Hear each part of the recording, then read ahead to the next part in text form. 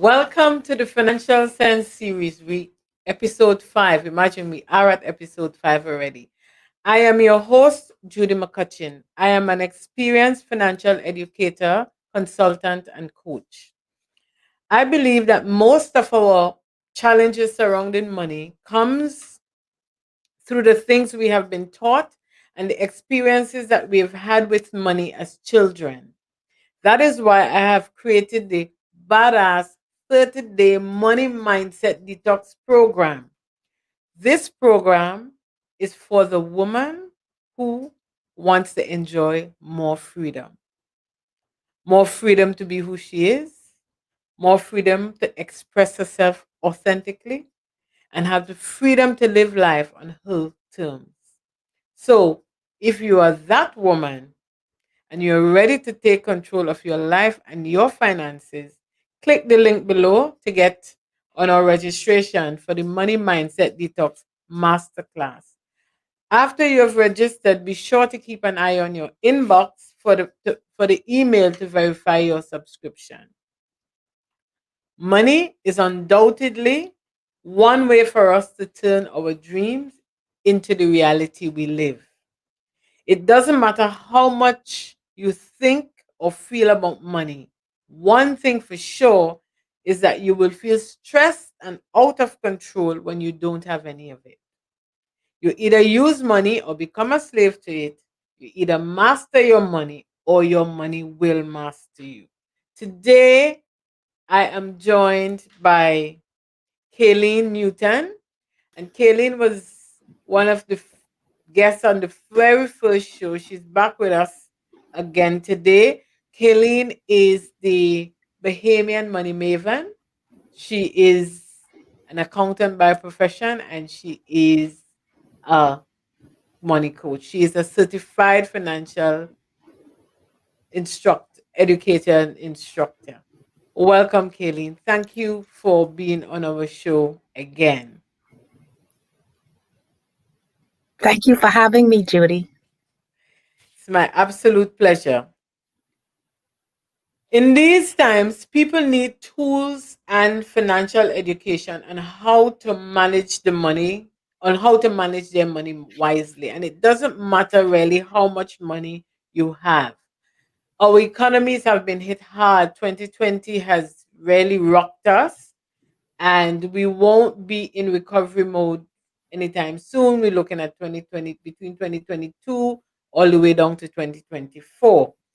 And pandemic or not, we need to find better ways to handle our money so that we have enough for the long haul. Because as we have seen, right, the pandemic was one of those emergency thing, unplanned.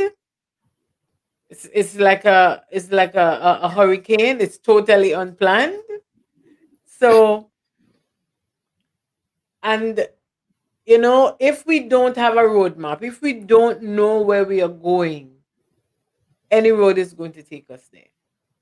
So before we really get into the meat of the matter of money management, you need to understand why you need to manage your money in the first place. You have it and you need to know why you need to manage it.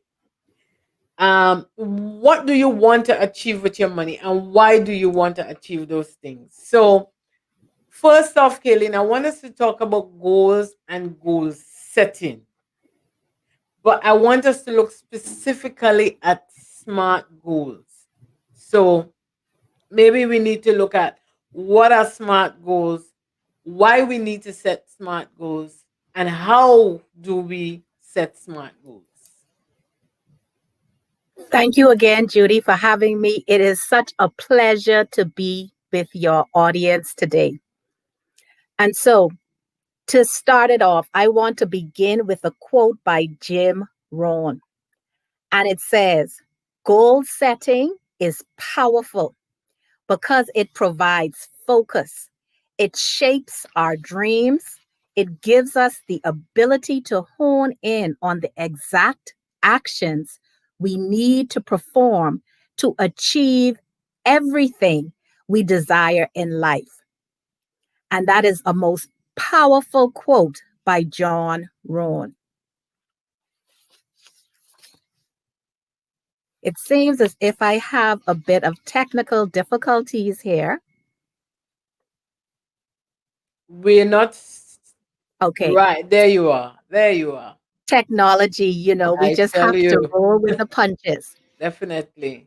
But as I said, Judy, I started with that powerful quote so we could understand why goal setting is so important.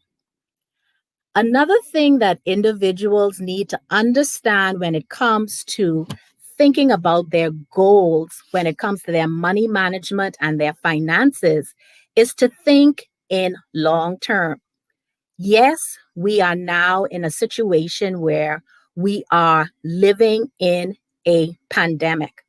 However, if we are to now think about what the reality will be in another year, another 2 years, another 5 years from now, and reverse engineer our goals to ensure that we are able to still be stable in an unstable environment. Because the reality is, for the next few years, we will still be reeling from the effects of this coronavirus.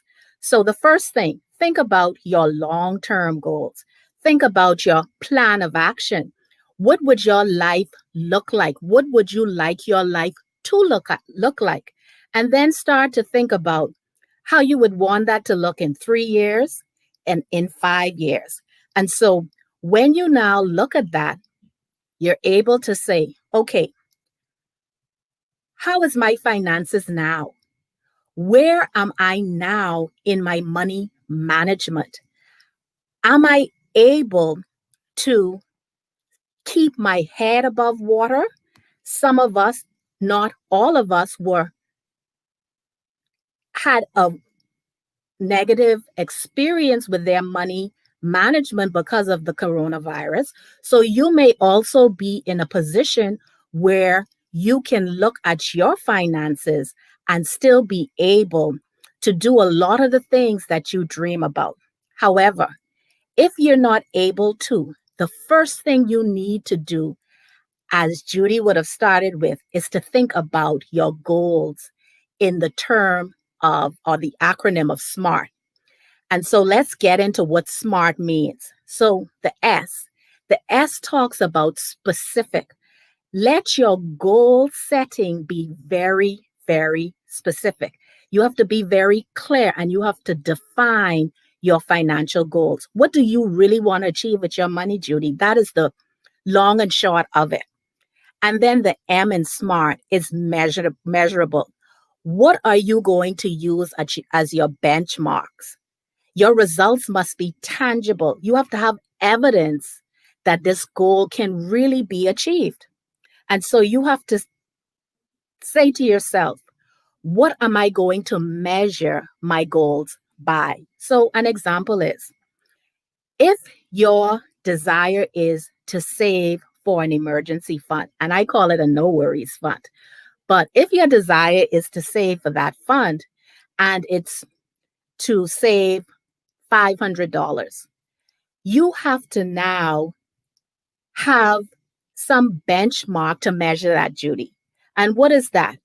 Is it going to be allocating it to a specific savings account at a specific location on a specific date? And you're able to now say, this is how I'm going to measure if I'm my keeping my promise to myself with saving towards an emergency fund. And so the A in SMART is attainable. Now, this is where you have to be honest with yourself because we can set goals. And honestly, Judy, are those goals truly attainable?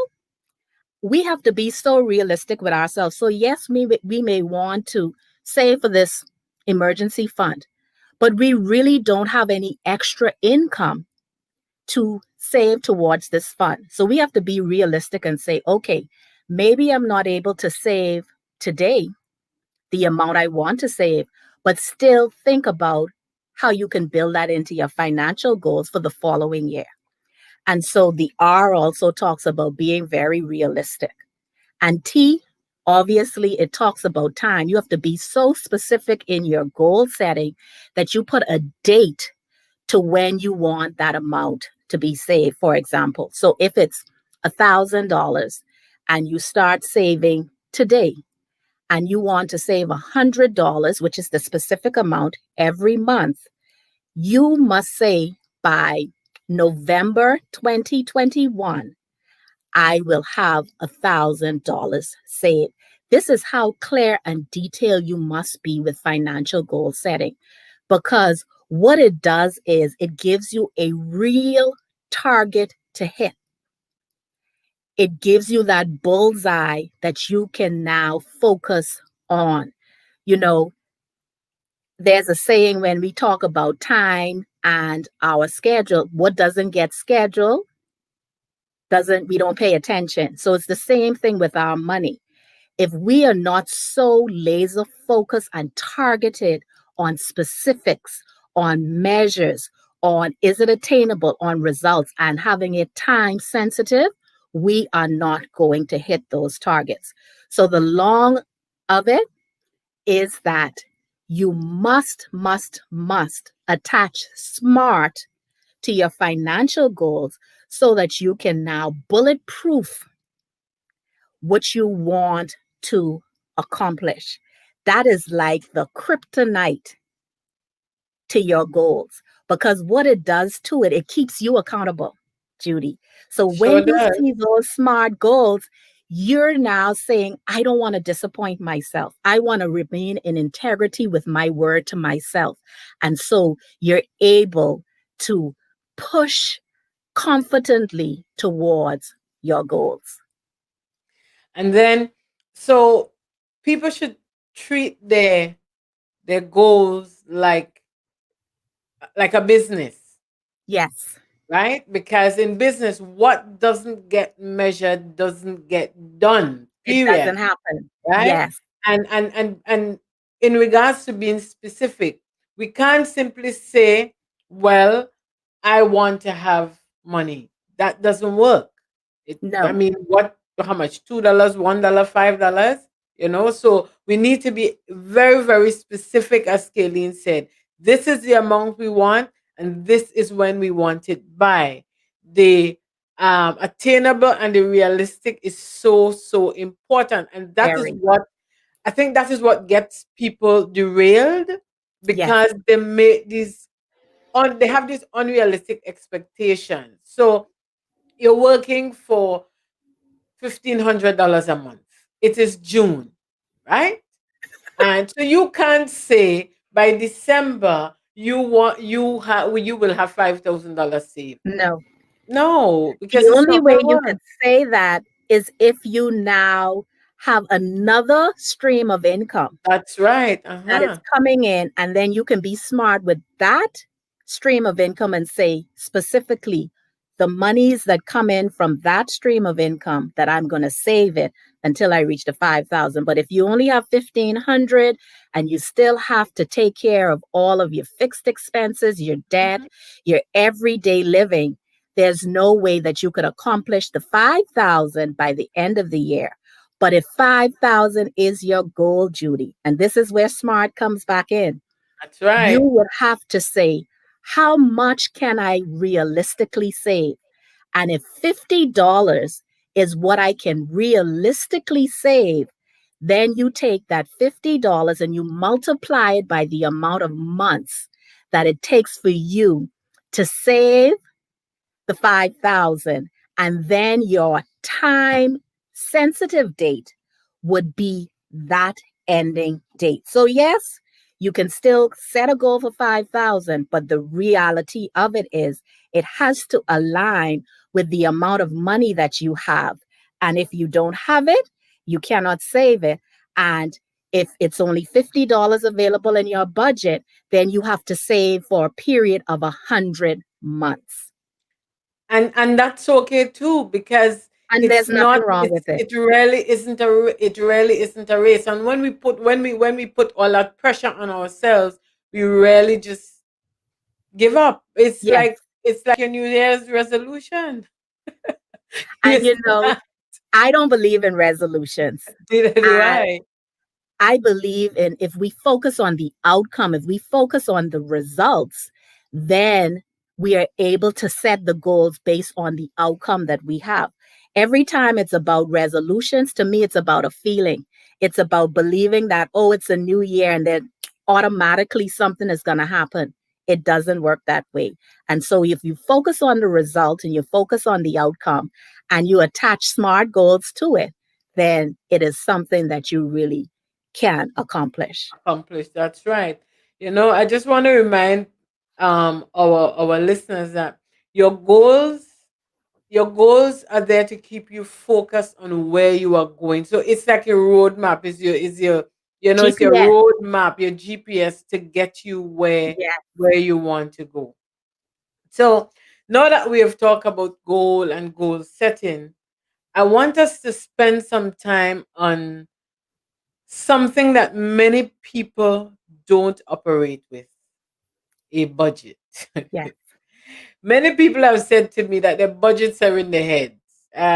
We know, of course, we know those people are simply in denial. They really Yeah. are in denial. But let's talk about what is a budget, and why is it so important that we create and use a budget. So I'm going to say something that a lot of people may find very interesting because we come from a culture of understanding a budget as being something restrictive or something undesirable. But I am of the belief that a budget is one of the most powerful wealth building tools. It's all about language for me, Judy. It's all about how we think about the tools that we use. So to me, a budget is a plan of action. It tells our money where to go. We are delegating every dollar based on our SMART goals. A lot of us just use a budget thinking that we're plugging in all of our expenses. And I want to disrupt that meaning of a budget today. We need to shift our thinking and understanding how powerful a tool the budget is. And once we understand that and we are able to now use that budget to accomplish what we desire, we will see the positive impact of a budget. So, a budget basically is a snapshot. It's a snapshot of all of your income, what comes in. It's a snapshot of all of your expenses or all of the money that flows out. And I am of the belief that we can take it up a notch and use a zero-based budget. And what that means is every penny that comes in, we delegate it and we tell it where to go and what to do. So that is why a budget is something that is very, very, very critical in the functioning and the mastering of our money. So it's almost like a hammer. A budget should be to all of us as a hammer is to a carpenter, because It's a tool. the tool, it definitely is a And it's tool a that critical we tool need. because a carpenter cannot build what it needs to build if it doesn't Doesn't have have a hammer. And so I exactly. love that analogy. Other than creating smart goal scaling, what are some of the other steps in creating a budget? Because some people might think it's complicated because it sounds, we've been made to believe that it's just this complicated thing. So Yes. what are some of the steps? So some of the steps, and I would have briefly talked about it. Identify, first of all of your income. So that income can be from a paycheck or a wage. It can be, you may have other sources of income like rental income. You may have business income, whatever revenue that comes in. This is what you need to identify. So the first thing you need to do when it comes to budgeting is to identify your income, all of the money that comes in to you. The second thing that you need to do is, and me as a faith-based believer, I believe in giving. So the second thing I do is that I tithe and I have a percentage in my budget. I identify what I want to give. And that, as a rule of thumb, is 10%. But for those who are not faith believers, the second thing that you do is pay yourself first. And what that means is save, even if you're only saving a minimal amount of money. And here's the reason why you need to identify that number. Because what it does is it gets you in the habit so that when you now increase the amount of income that comes to you, that is now called disposable, you're able to save more. And I know we're going to get more into that conversation.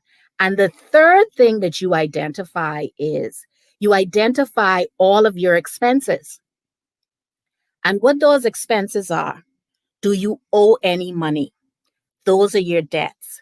Then you look at your fixed expenses, mortgage, rent, those things that are the same amount every month, regardless of which month you're in. Once you do that, then you identify your variable expenses. And what those variable expenses are, like utility, grocery, those are those type of expenses that are still necessary, but it's a different amount every month. And so you find out what that is. You find out what the average is, and each month you save that amount. And so just from a very basic and simplistic way of budgeting, this is the three most important things that you do. One, you have to know your number when it comes to what am I bringing in. Two, you must identify a number, even if it's a small amount, on what I am going to pay myself. What am I going to save? And then three, You identify what obligations you have. You have to include those amounts, and then you have to include your expenses. Yes, yes, yes, yes. And one of the other things I wanted to point out to our listeners is that a budget gives you control and a budget gives you more money, because once you put it down in black and white, you actually see the things that you're spending Yes, on that you shouldn't really be yes, spending on as much as you spend on them, and you can cut back, because one of the sure way of increasing your income is to reduce your your expenses. expenses. Yes, And if you think that a budget sounds too complicated, think of it as a spending plan yes, and include your savings as part of that spending yes, plan. And definitely. and, and then we really in a good position to move forward. Now, the problem that most people have, Kayleen, is that they start. It's like the resolution again. So they Yes, start and they don't continue. Is there any words of encouragement that we can give to our listeners? You know, it's gonna get rough at some point, but yes, yes. don't There are give up. times. So it goes back to something that I just said. We have to shift our language. What are we saying to ourselves? What is the purpose of this thing that we call a budget? And if we look at it as it being something that directs us to and focuses us on exactly where we want to go, it won't be as hard to be committed to it. Now, the short of it is you must be disciplined when you're dealing with your dollars. And there will be times where you get tired or you don't want to push on. But one thing you must build into the budget also is to ensure that you have a line item that allows you to have joy so that you can experience things so it won't feel as if all you're doing with your budget is paying bills. Now, if you are in the position where you've put yourself in a hole, Judy, you just need to do the work. You have to be you just have to understand that the sacrifice won't be forever. So you must be obedient to your budget. However, once you would have gotten on the other side of that discomfort, in order for you to continue to move towards your financial goals, is that you just have to say to yourself that this is my GPS. This tells me where I'm going. This puts me on automatic.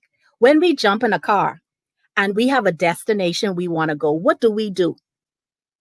We automatically put the coordinates in the GPS and we And head allow the straight. GPS That's to tell right. us what to do. With ease, we relax, we sit back, and all we do is press the gas. This is how we have to look at our budget. We have to look at our budget as it being our GPS, that it's giving us ease so that we can move through with whatever we want, whatever goal we set for ourselves with grace without having to overthink it. And then we are able to get to our destination. How do we feel when we go to a unknown place?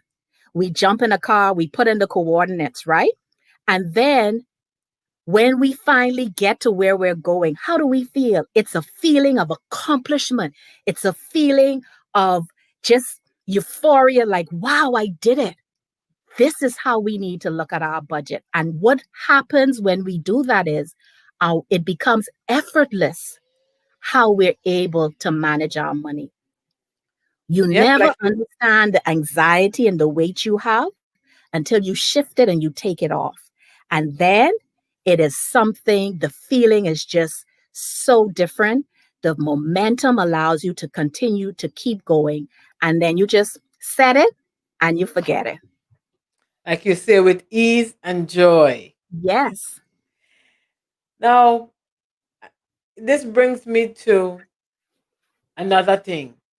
Something that we should be doing, but we don't do, and that is saving. Yes. Now, some people say that their paycheck doesn't allow them to live and save. And I remember once someone telling me, well, what's the use in saving? Everybody dying young. Now, my point to that is, what about if you live? If you don't die young, you will get old. So you Yes. might as well plan, plan for getting old. I want us to dig deeper into why we need to be saving even before we get our first paycheck, right? And why should people put the effort into saving some of what they earn? The the reason why you need to focus more on saving than spending, there's a concept called lifestyle creep. And what that means is whenever you get an increase in salary or you get an increase in income, you now cause your lifestyle to meet that level. And what ends up happening is if you have a challenge economically in the environment, like we're dealing now with the pandemic, you're not able to consistently meet that standard because you have unknowns now coming to play. This is the reason why you need to have savings.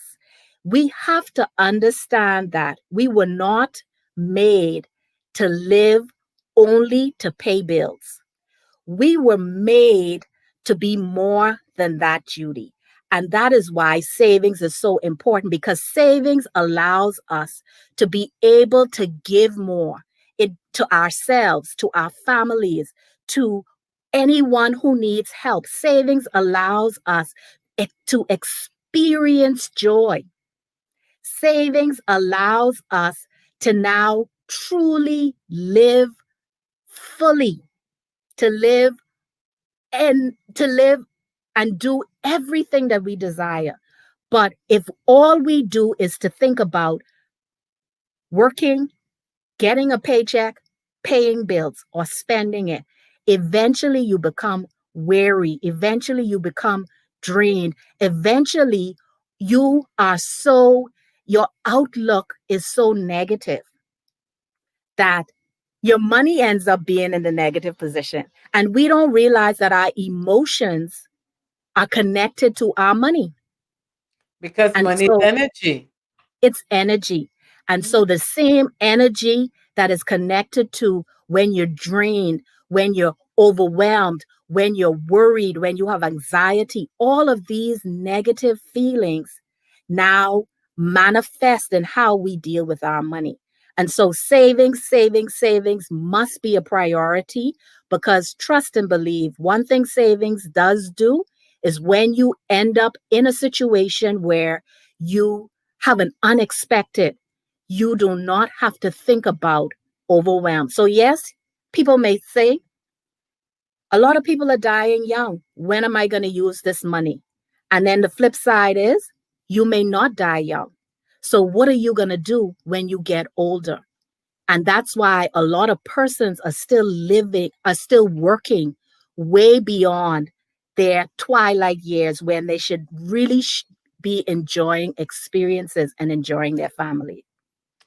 And you touched on something that I just want to emphasize a little bit.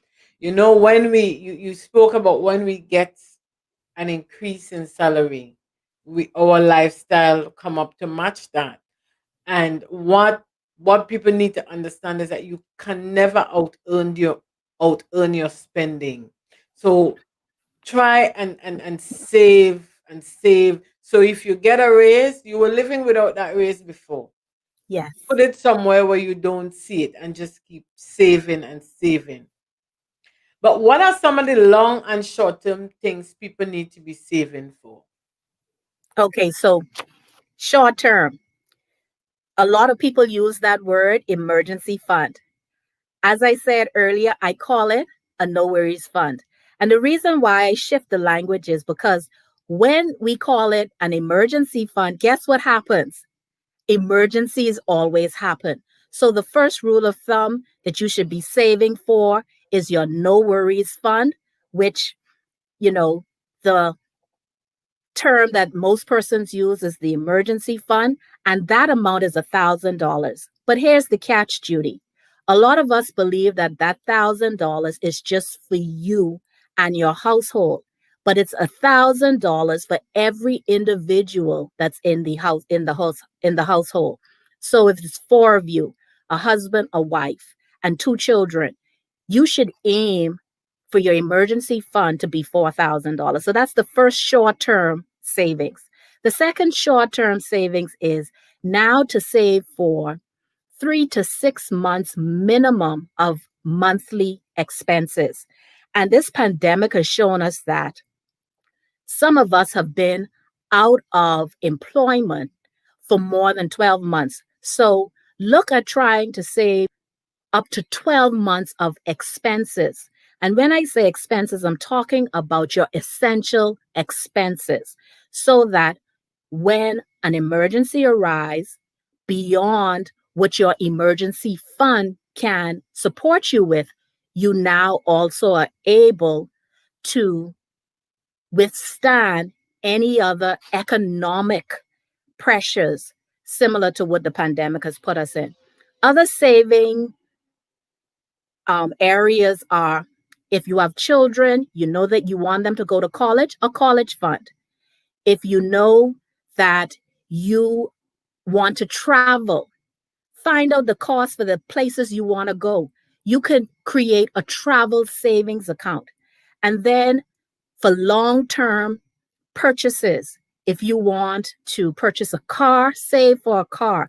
If you want to purchase a home or an investment property, at minimum save 20% of what the cost is for that. So, what the concept I'm trying to bring across when it comes to saving is, Judy, you can save for everything because there's a concept that a lot of times we don't teach about, and it's called delayed gratification.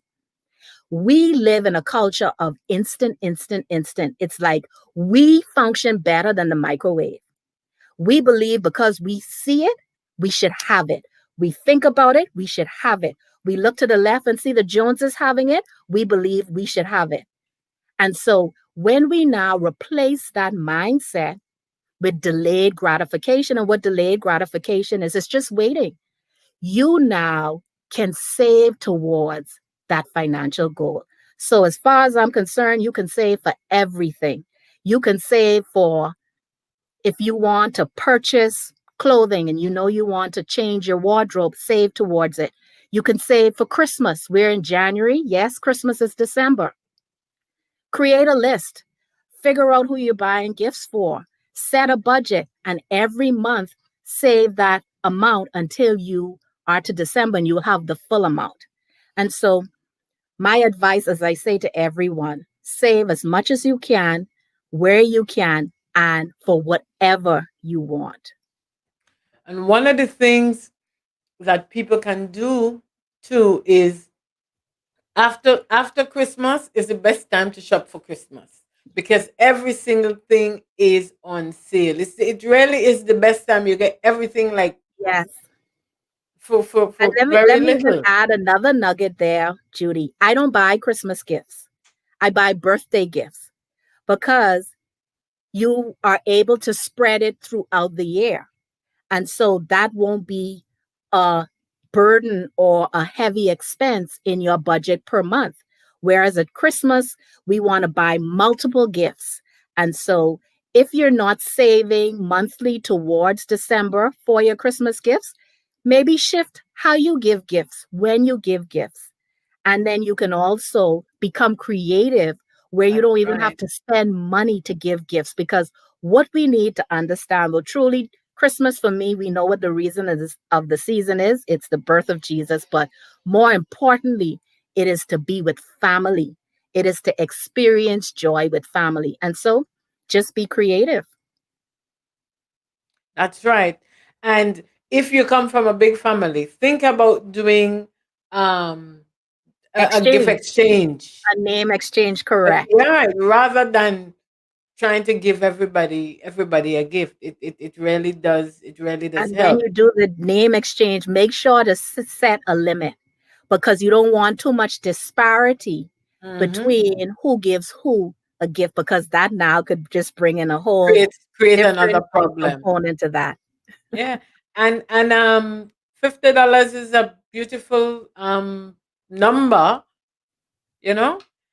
So people can start you can start from anywhere because saving really is a habit, and it's Yes, discipline. That is yes, really what it is. And no matter how small you might think your income is, it really just takes consistent small consistency. action to get you to where you need to go. But the biggest thing that is needed, I think, is a mindset shift so that people learn to develop a better relationship with their money. So I'm just going to plug this here, right? If you haven't joined us yet for if you haven't joined our waiting list as yet for the Money Mindset Detox Masterclass, please click on the link and remember to check your inbox to confirm your registration. And next big thing, Kayleen, Oh is wow, we're credit, escalating now. credit. Credit, credit, Um, credit. yeah, and people use credit indiscriminately, and I think one of the reasons is because they don't have a good understanding of how they are impacted. Um, I mean, I've seen people open their wallet, five, six, seven credit cards, and all maxed out. You stand behind somebody in a store and they, okay, try this one, try this one, try this one. It's I've all been there. I've been there. completely maxed out. And I remember I was doing a training once, and this guy said to me that he got a credit card because the bank wrote him and told him he qualified, so he went for it. And he didn't understand that he had to pay back the credit card. So he just went shopping and taking everybody out and doing stuff like that. So I think it is a understanding issue. So let's talk about credit cards and the responsible way that we can use credit card, and what can someone do if they are over leveraged on the card? If you're over leveraged on your card, I'm going to just start there, Judy. Cut it Uh-huh. in half. Stop using the card. What we don't understand is more money won't cure a money problem, and more credit won't cure a debt problem. And so when you realize that you lack the discipline and the focus and you're over leveraged, you hear that word, over leverage, you have Mhm. to cut it in half, get rid of it. Because what ends up happening is when you have gotten to the point where you have lacked the discipline for you now to be over leveraged or over your limit, you now have to be so intentional to ensure that you are not, you don't deter from getting yourself back to center, getting yourself back to the point where you're not overwhelmed by all this debt. So the first thing you do is you cut the card in half. The second thing you do not take on any more debt. That's the short of it. You just have to know that I need to be intentional about getting rid of this debt. Now, when it comes to credit cards, and this is just a strategy that I use with credit cards because I have been attacked with fraud. So I had only used my debit card at one point. And what happened was someone or some entity got access to my debit card and they were able to get thousands of dollars, a couple $1,000s off my account. So what I do is I use my credit card because we know that you can write into the credit card company and you could dispute a charge. And once they would have investigated it, you would not lose that money. Whereas with a debit card, as soon as it's off your account, it's gone. You cannot get it back. So I use my credit card for everyday purchases. But what I do is because I don't want to carry cash on me, but what I do is I transfer the money from my checking account, which my debit card is attached to cover the amount on my credit card so that I don't have any interest to pay by the end of the month. But from someone who was saddled by so much consumer credit card debt, I am not a proponent of credit cards at all to use for everyday expenses. If you can pay for it with cash, then you shouldn't be using it because that means that you are now living above your means. And credit should never be a mechanism to support the gap between how much you make and how much you spend a month. So for credit cards, I am not a proponent for it. Now, when it comes to credit itself to me, if you're using it, you should only use it to purchase assets that make money for you. If you're not getting a return on an investment when you're utilizing credit, case in point, an investment property, getting into a business, those kind of things that create revenue for you. If you're purchasing stocks, if you're purchasing bonds, and you're able to see where the revenue or the return on the investment is of a higher value than the interest that you are paying on that credit or that loan, then that's the only thing that I would advise using credit for. But it takes me right back to a concept that I talked about earlier. We can save for everything that we desire. Now, when it comes to a mortgage is a different scenario. It's something that you hold on, it's an asset, and you have a longer period of time in order to pay it off. My advice when it comes to that, make sure you have at minimum 20% saved when you're going into a mortgage, and do not extend a mortgage for more than 15 years so that you're not paying more interest than the value of the asset, because then now that's a diminishing return. So that'll be my advice when it comes to any kind of credit. And do not get unsecured consumer credit loans, because what consumer says or consumable means, it consumes us. All we're doing is we're held hostage by the bank, paying them back for something that we don't have a tangible result or evidence of what we got the money for. And the thing with consumer loans, right? Now, consumer loans is something that really it grinds my gears because, like, for example, we know that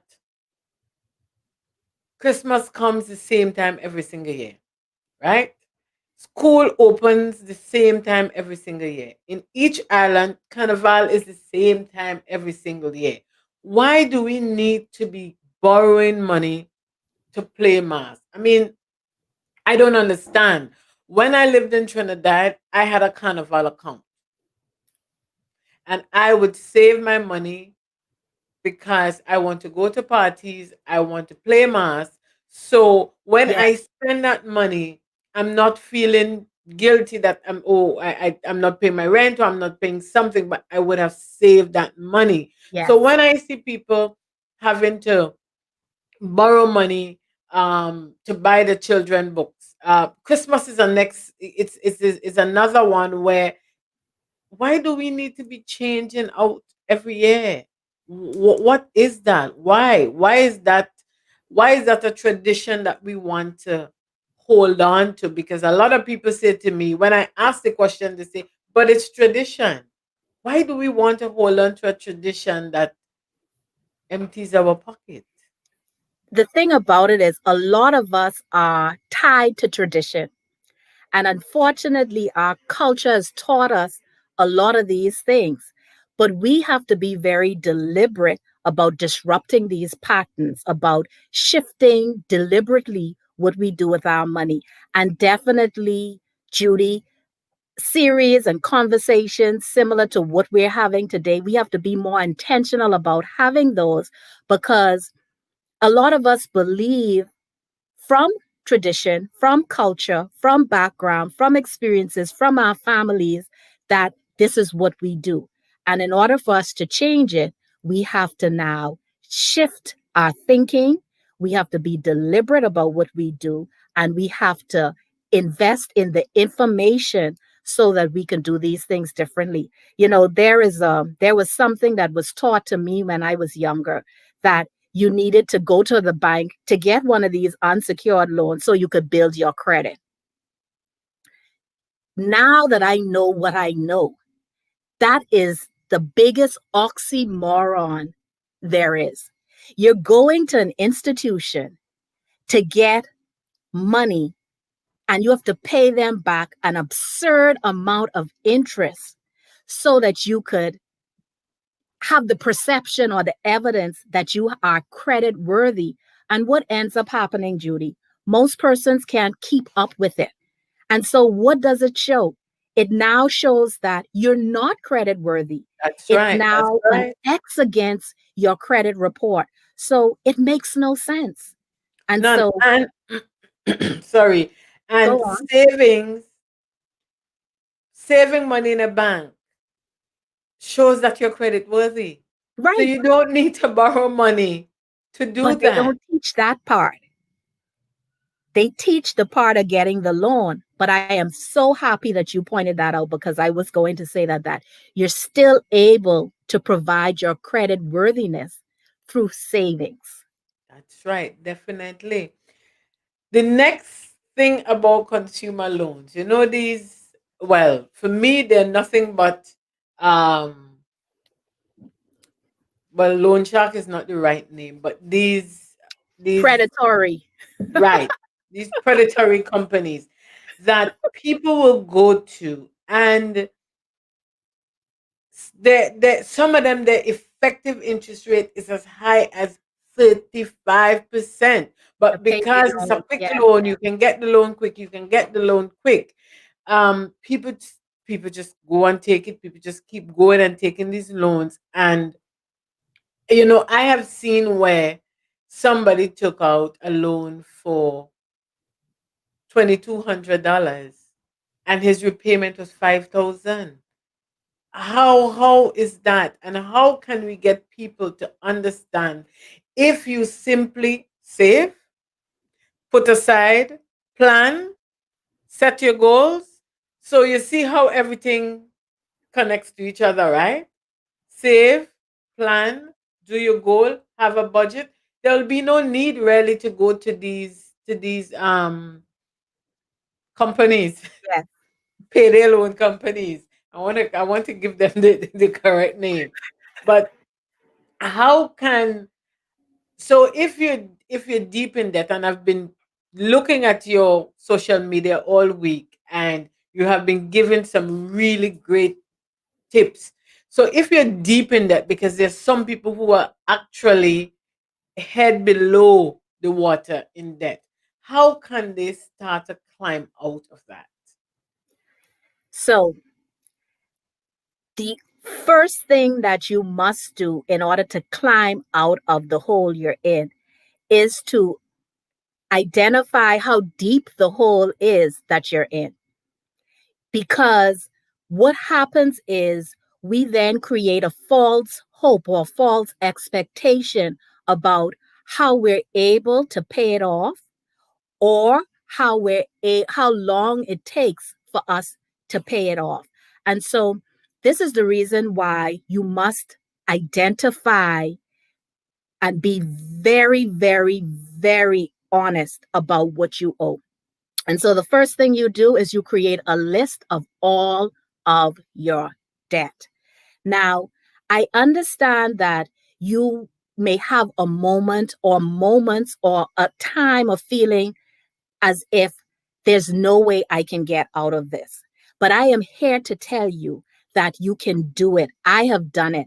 I remember when I decided to specifically and intentionally look at my credit card spending. And when I added up how much debt I had when it came to being consumer loans and credit cards, and when I saw it was over six figures, I just realized that enough is enough. And so you need to know enough is enough. You take out that piece of paper and you write down every person, every place, every amount that you owe. Because the line that I tell my clients and I say to everyone, you cannot fix what you do not face. And so the first thing you have to do is you just do it. You then, once you see that list, Judy, forgive yourself. Forgive yourself and take all the shame and the guilt and the anxiety and the anger and the bitterness and whatever other emotions that come with that. Because one thing that I always talk about is a statistic that really was the injection to my passion on why I'm so I'm just I speak about financial literacy so much. And that statistic says that by the age of 10, an individual has already developed 80% about their emotions and their understanding around money. And it's because of the environment and the experience and the traditions and the religion and the culture that they would have been exposed to. So that's why you have to forgive yourself, because you are not really truly responsible for how and why you do what you do with your money.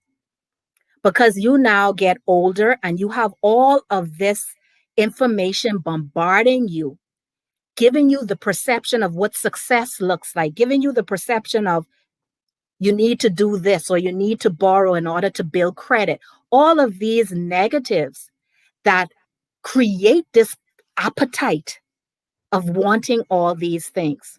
So the second thing you do is just forgive yourself and let that go. And the third thing you do is you must take action. You must figure out what you're going to do. And I have many, many tips that I've shared about what you can do, because you would be surprised to know that when you're determined and laser focused and non-negotiable about targeting that debt, trust me, Judy, you are able, I don't care where you're at in your debt burial, you're able to arise like a phoenix from the ashes and get rid of that debt. But you must face it in order to fix it. Exactly. And what it takes really is a decision. And it really is as simple as that. And I like how you said forgive yourself, because we have our environment, we bombarded consistently every day with all these advertising, buy this, buy that. You can't scroll through social media without seeing a tons of things to buy, Yeah. right?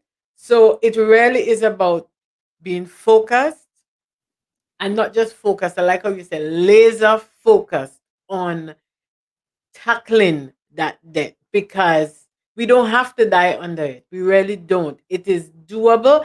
You may not get out of it in 12 months, you may not get out of it in 24 months. But if you are consistent, just consistent, take small, consistent actions, you will eventually climb out of that debt. And one thing I know is that once you climb out of that, in no way you putting yourself back into It's that. a freedom that's undenied. I'm telling you, it's liberating when you Liberating. Yes, it don't is. owe a thing, a Yes. soul, a person. It is a liberating feeling. So, guys, I want It's you to get also a that confidence liberating feeling. builder. It's It a is. real, It is. true confidence builder, because a lot of times what we do when we spend, it's because we're trying to fill a void. You We're understand? trying to overcompensate for something that we're lacking. And we And don't, what we realize is once you now shift it, you are able to tap in truly to what is a confidence builder, loving yourself fully without all the stuff. that for me is really important because again, it is money is energy, right? I know that for sure.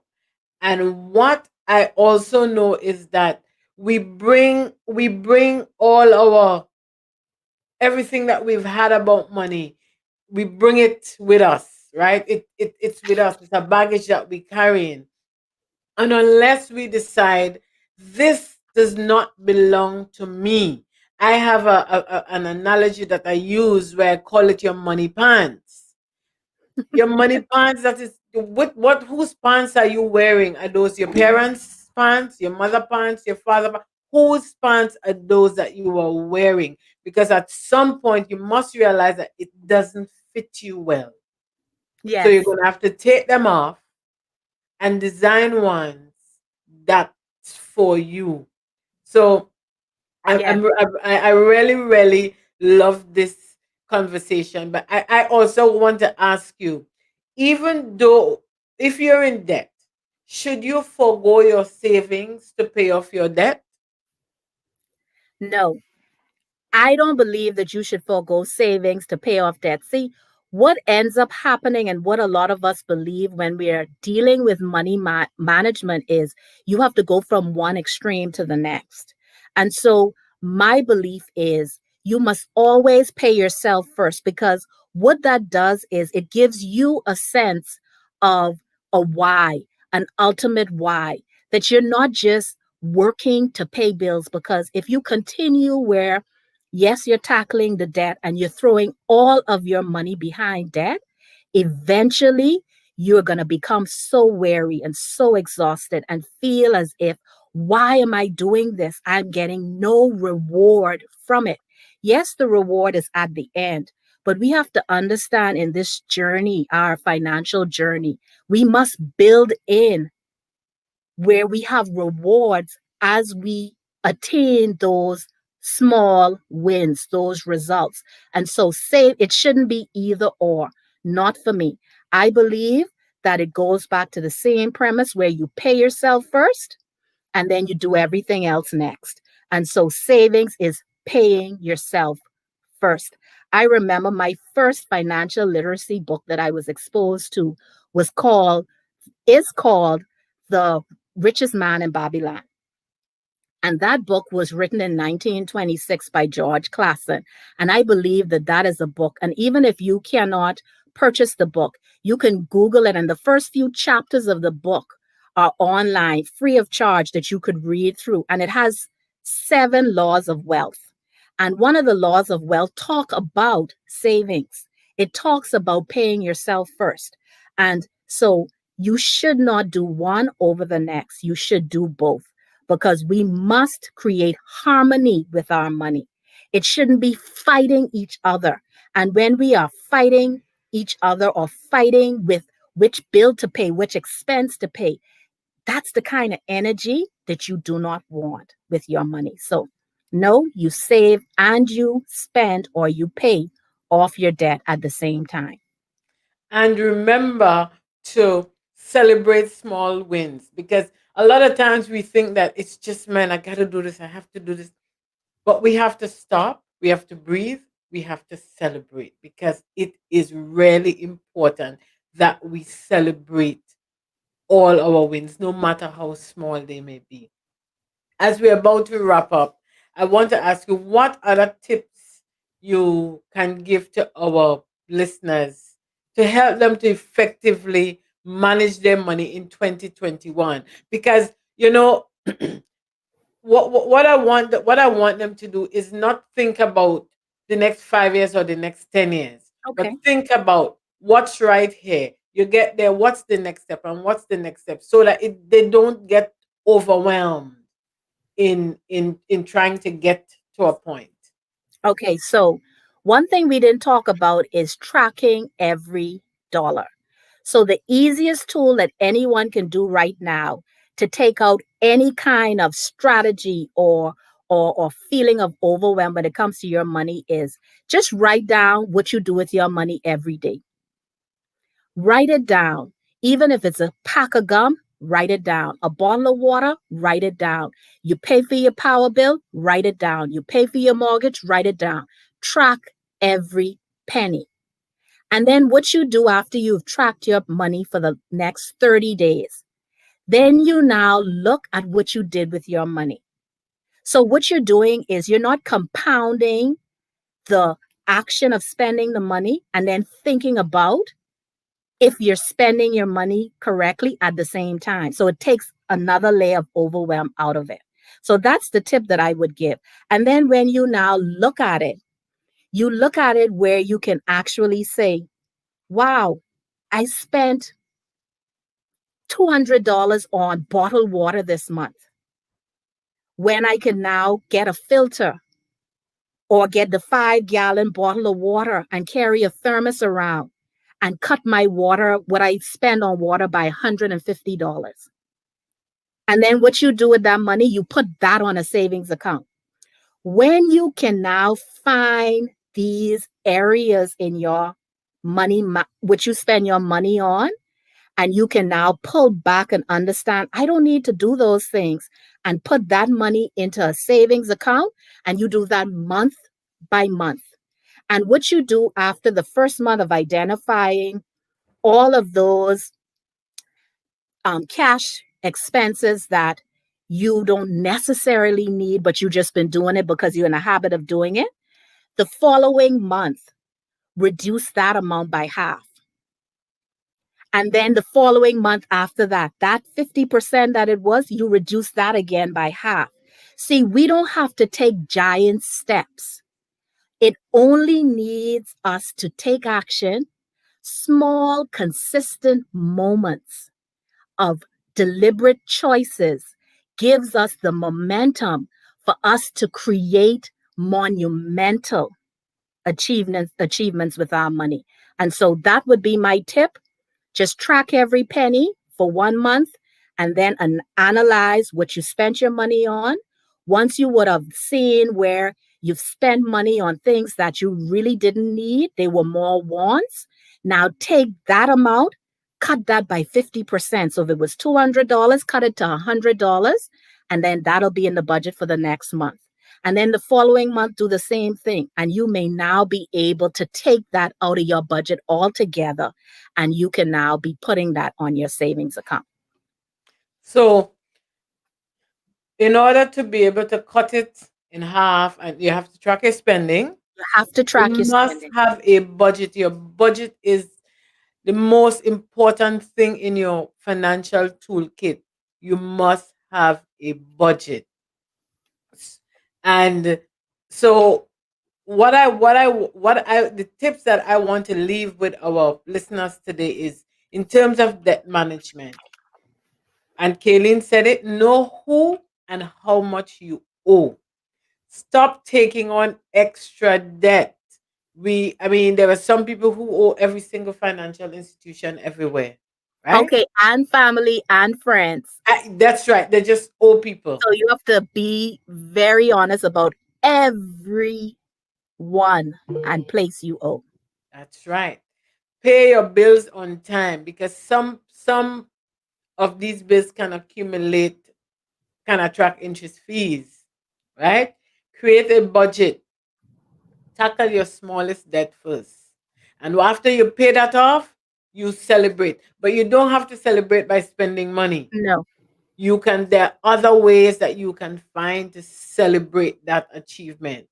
And after you pay that, you move on to the second highest and so on and so on. And look for extra ways to earn money. Yes. There are so many things that we have. In the US, there's a yard sale everywhere.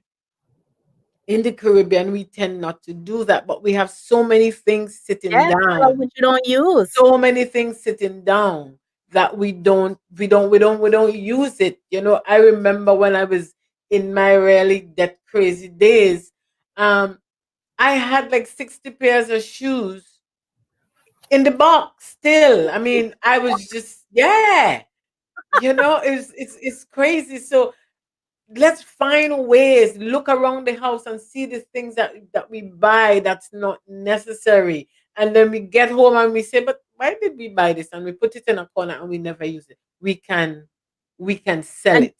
and Judy, let me just add this because it's all about decluttering. If you declutter, you're able to identify that you have things that have a tag on it, things that you haven't used that you can Mhm. sell. But another thing you can do is you could regift that item That's right. because That's right. there may be something that you have that someone else needs more than you, and they have a birthday coming up, or you just want to celebrate them in general, and you can gift that to them. And then that now causes you not to have to use any money out of your budget to spend again.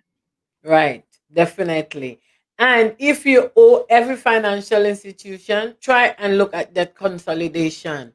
It's the best thing to do. If you have one, two, three, four, consolidate your debt. Put everything in one and have one interest going, right?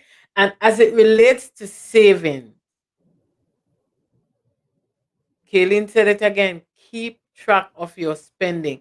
Listen, that tracking everything you spend is so powerful. It is Yes, so powerful. You see things like, oh my goodness, what am I doing? You know, include your savings in your budget. Find ways to reduce your expenses. Have financial goals. That is so important. Have financial goals. Have financial goals. And for me, I think people should make their savings automatic. Because yes, if it you should be don't see automatic. it, if you don't see it, you don't have it. You can't spend it. Automatic and in an inconvenient location Let me with tell you, no debit card attached to the account. I do not like going to the credit union at all. That's The lines are always long and through the door. It's the best place to put your money because yes. if you Say it don't again, please, want to go Judy. there and stand up in a line, put You're it and you're leave in it. what island are you in?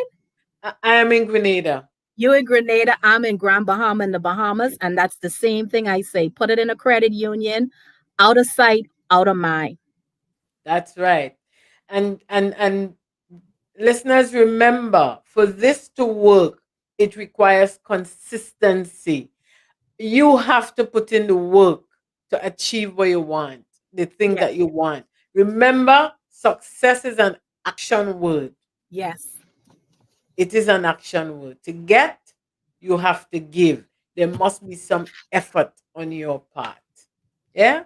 So thank you, Kaylin, for joining me today. This was beautiful. This was beautiful because I think that we both have this real passion yes, for personal finance and people building wealth.